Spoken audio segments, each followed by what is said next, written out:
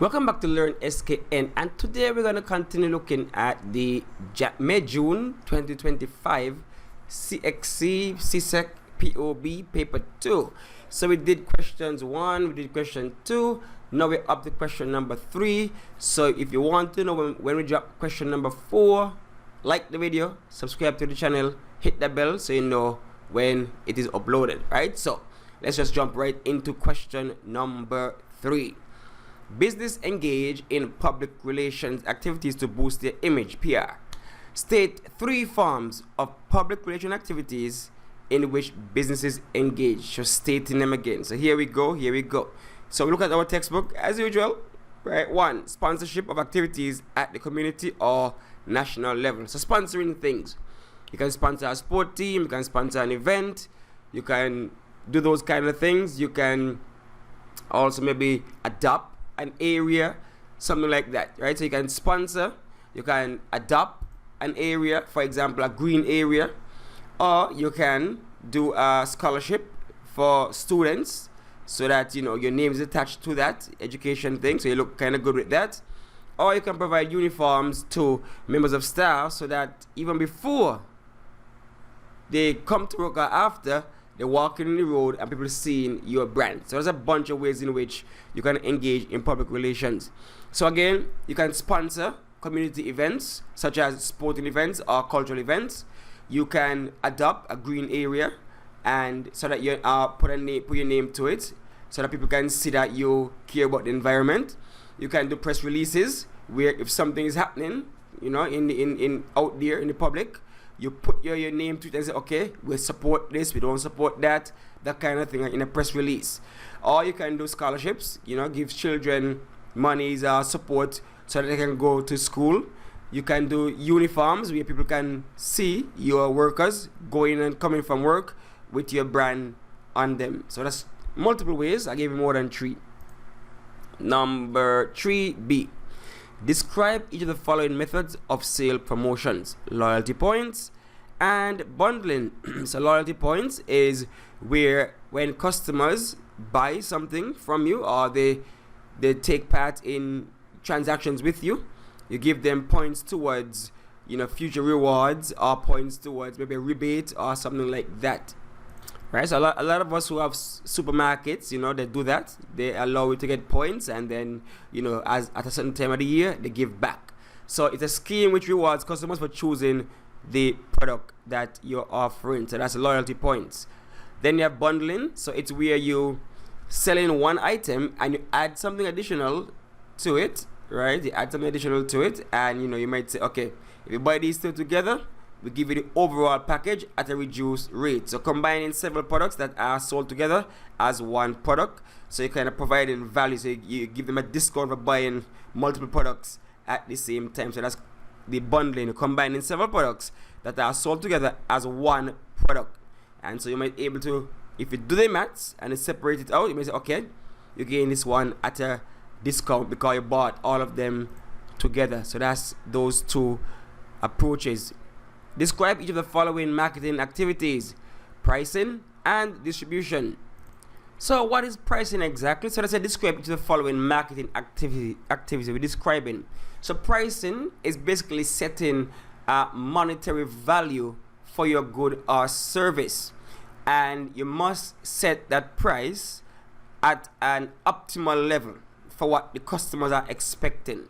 And so pricing includes placing a monetary value on your good or service that is neither too high or too low, so that you can attract the right customer, your target market. So you understand who your target market is, and so you set the value of that product or service to target that market specifically. Some persons, if it's too cheap, they say, okay, we don't want it. If it's too high, okay, too expensive. It has to be just right. So you must know who your target market is, and then you set that value for your good or service. Distribution is simply getting the product to the right person in the right place, in the right amount of quantity, at the right time, and as cheaply as possible. That's distribution in a nutshell. So distribution involves getting the right product to the right customers in the right place, in the right quantities, and at the right time and as quickly and as cheaply as possible. I can't put it no other way. That's the best explanation there, the best description of distribution. Getting the product in the hands of the right product, in the hands of the right customers, in the right place, right quantities, right time, and as quickly and as cheaply as possible. That is what we call distribution.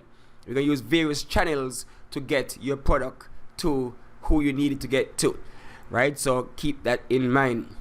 Back to pricing again. Pricing involves setting product price that contributes to the goals, such as increasing sales, expanding market share, and earning a profit, right? So if you want to add that to your description of pricing, but it's only 2 marks, so don't go too hard on that one. All right, firms utilize different strategies to determine the price at which products will be sold. Complete the table below by identifying each pricing strategy described in column 1. All right, so let's go. Column 1. Let me zoom in a bit so you can see it a little better. Column 1. Just Cool Beverages recently introduced a new line of lemon-based soft drinks with an introductory price below that of similar products. So you're already getting a hint as to what strategy they are using. An introductory price, right? So market penetrating price. So penetrating pricing, this involves setting the price low initially to encourage customers to try a new product in order to build sales and product loyalty. So that's what they're speaking here too. And now it's introductory price or market penetration price, right? It's a new product and you're just trying to enter the market. Number 2, all the bakeries in San Porto sells sugar buns at approximately the same price. So that's simply using the market price. So that's market price. So using the price at which everybody already charging. You say, okay, why not? Let me just continue using that price, right? The market price. So you're not gonna lose out if you go. If you're gonna lose out if you choose to go below, because people already established that level of price, and so they're like, okay, I'm gonna just continue on that. But in the book they call it the going rate price. This involves setting a price equal to the prevailing market price or the going rate for very similar or identical products. So that's the going rate price or market price. Then we have the Jazz Festival charges different admission prices for students, adults, and seniors. So this one is called price discrimination, right? Price discrimination ain't as bad as it sounds, right? It's simply charging different targets different prices for the same product. So price discrimination, the business charge different prices to different groups of people for the same product. For example, a cinema usually charge a lower price for children's ticket in comparison to the price charged for adult tickets. So that's that one right there in a nutshell. Very simple, very straightforward thus far. All right, examine the advertisement shown in figure 2, right? So you got somebody here advertising, you know, your POB class and that kind of thing. So you're worried about your exam, your POB exam. Hey, come to Mr. Genius's Extra Institute, right? So some POB exams there.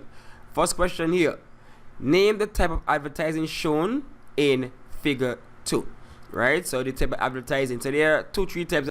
So at this level, we're just going to focus on basically 2 main types of advertising: informative advertising and persuasive advertising.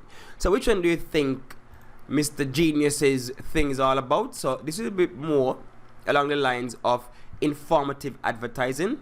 Advertising provides technical and other information about a product to a customer.